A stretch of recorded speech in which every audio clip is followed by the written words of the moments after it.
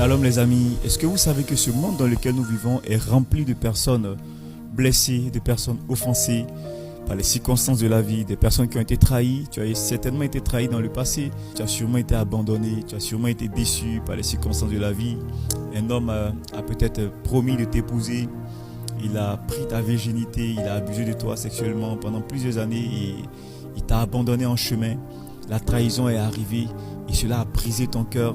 Des personnes en qui tu avais pleinement confiance t'ont abandonné, t'ont déçu au moment où tu avais le plus besoin d'elles. Et toutes ces choses ont brisé ton cœur. C'est justement l'une des raisons pour lesquelles Jésus-Christ a été oint. Il a été oint pour guérir ceux qui ont le cœur brisé. Et l'offense est arrivée. Mais vous savez, Jésus-Christ disait dans le livre de Luc 17, verset 1, qu'il est impossible qu'il n'y ait pas d'offense. L'offense doit arriver. Donc quelque part, l'offense est une nécessité pour notre devenir. L'offense est nécessaire pour qui nous devons devenir dans la vie. Il n'y a pas d'offense qui arrive par hasard dans la vie d'un enfant de Dieu. Les offenses sont nécessaires. Elles doivent arriver pour nous bâtir. Elles doivent arriver pour nous fortifier. Elles doivent arriver pour nous rendre matures. Nelson Mandela a été offensé. Il a été mis en prison injustement pendant plusieurs années, pendant les meilleures parties de sa vie. Et lorsqu'il est sorti de la prison, toutes ces offenses, toutes ces blessures l'ont rendu plus fort. Les offenses doivent arriver. Quel que soit ce que tu feras, tu seras offensé dans la vie. Quel que soit, ce n'est qu'une question de temps. Quelle que soit la bonté de ton cœur, ça n'a rien à voir avec la bonté de ton cœur. Tu vas faire du bien aux gens, ils vont te rendre en mal.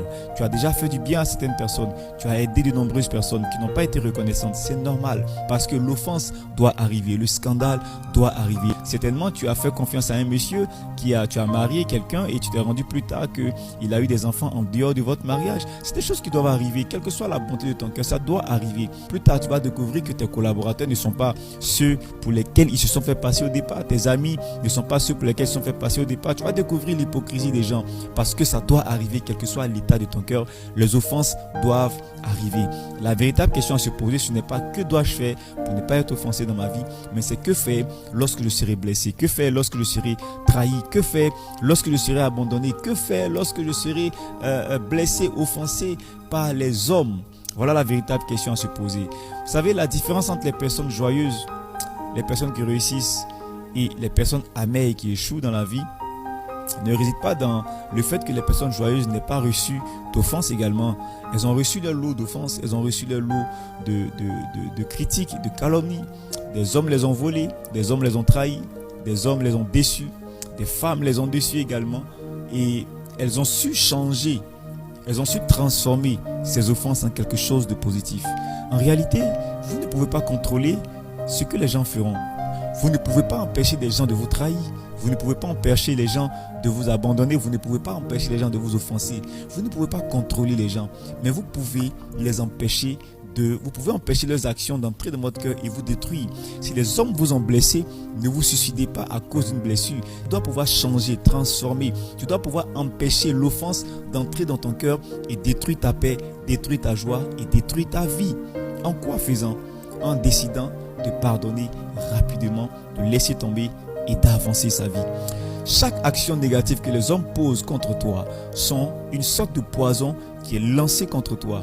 Et donc si tu ne rejettes pas automatiquement ce poison en pardonnant et que tu laisses ce poison rentrer dans ton cœur, il va rentrer, il va t'offenser, il va te blesser, il va briser ta vie, briser ton cœur et t'empoisonner et détruire ta paix, détruire ta joie.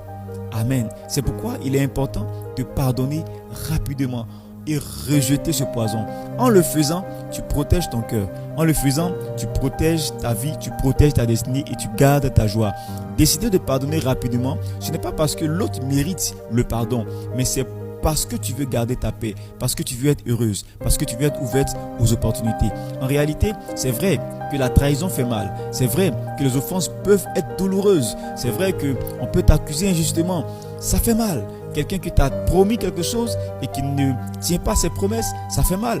Des parents qui n'ont pas pris leurs responsabilités, c'est douloureux. Un mari qui ne prend pas ses responsabilités, c'est douloureux. Une femme qui ne joue pas son rôle, qui ne prend pas ses responsabilités, c'est douloureux. C'est vrai. Mais tu as la responsabilité de protéger ton cœur, de pardonner et de décider de vivre heureux. Pourquoi? Parce que lorsque tu ne pardonnes pas, le manque de pardon cause encore plus de dégâts dans ton cœur, dans ta vie, que l'offense en elle-même. Quelqu'un qui ne pardonne pas et qui garde la rancune, cette rancune finit par créer l'amertume dans son cœur. Et quand l'amertume est dans ton cœur, alors ta vie se ferme aux nouvelles opportunités que Dieu crée pour toi. Quand tu es amer dans la vie, quand tu es aigri par les circonstances de la vie, tu ne vois plus la vie de la bonne manière. Tu ne vois plus la vie de la bonne manière. De nombreuses femmes sont devenues amères dans la vie parce qu'elles ont été beaucoup trahies. Donc aujourd'hui, quand vous entendez une femme qui dit « Je ne fais pas confiance aux hommes, ne fais pas confiance aux hommes », c'est des déclarations de personnes amères. C'est des déclarations de personnes qui ont été aigries, de personnes qui n'ont pas su pardonner. Ce sont des personnes qui ont laissé les poisons entrer dans leur vie et impacter leur vie. C'est pourquoi il est important d'ouvrir son cœur, de rejeter le poison et de décider de rester, de décider de vivre libre, de décider de protéger sa joie, protéger sa paix. Décide de protéger ton cœur. La Bible nous recommande de veiller sur notre cœur. Dieu dit, veille sur ton cœur plus que toute autre chose. Garde ton cœur plus que toute autre chose, car de ton cœur sortent les sources de la vie.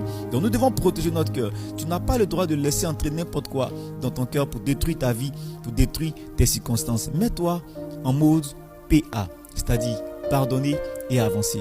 Pardonner et avancer. L'apôtre Pierre demandait à Jésus-Christ combien de fois je dois pardonner, parce que la loi juive lui recommandait de pardonner 3 fois. Donc lui, il a voulu doubler pour montrer à Jésus-Christ sa piété. Mais Jésus-Christ lui a dit pardonner 7 fois ne suffit pas. Si tu veux pardonner, pardonne 70 fois, fois 7. C'est-à-dire pardonne 490 fois à celui qui t'offense. Tu es censé pardonner 490 fois. Qu'est-ce que Jésus-Christ voulait dire? Jésus-Christ voulait simplement dire que tu dois pardonner continuellement. À chaque fois que tu es offensé, à chaque fois que tu es blessé, à chaque fois que tu es trahi, à chaque fois que tu as abandonné, à chaque fois qu'on t'a calomnié, à chaque fois qu'on a dit des faussetés sur toi, tu dois pardonner rapidement. Tu dois continuer à pardonner, quelle que soit la gravité. Regardez Jésus-Christ, il a aimé des gens. Il a été déçu. Il a été blessé, il a été frappé parce qu'il faisait du bien.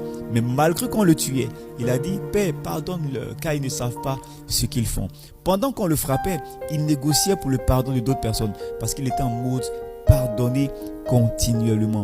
La seule chose que le Seigneur Jésus-Christ ne pardonne pas, c'est la rancune. Il te pardonne quand tu tombes dans le péché. Il te pardonne quelles que soient les fautes que tu feras. Le Seigneur te pardonnera. Mais la seule chose qu'il ne pardonne pas, c'est la rancune. Parce qu'il a dit, pardonne-nous comme nous pardonnons à ceux qui nous ont offensés. Ça veut dire quoi? Si je ne pardonne pas à quelqu'un qui m'a offensé, je ne mérite pas également ton pardon. Donc tu vois qu'à chaque fois que tu gardes la rancune, tu te fermes la porte à Dieu. Tu empêches tes prières d'aller vers Dieu. Et naturellement, tu ne peux pas aller vers une vie meilleure. C'est pourquoi pardonner, c'est véritablement essentiel. Jésus-Christ a dit pardonne 490 fois. Mets-toi en mode pardonner constamment, pardonner et avancer. À partir d'aujourd'hui, décide que ta paix et ton bien-être ne dépendront plus des actions des hommes. Décide de contrôler ta vie. Décide de contrôler ta paix. Décide d'être heureux en restant constamment prêt et ouvert aux meilleures opportunités que Dieu envoie pour toi. De bonnes personnes viennent à toi. De bonnes opportunités viennent à toi. Ouvre ton cœur, sois prêt à les recevoir. Que Dieu te bénisse abondamment. Si tu as aimé cette vidéo, mets en commentaire mode PA, pardonner et avancer. Dieu est au contrôle. Dieu te bénisse. À très bientôt.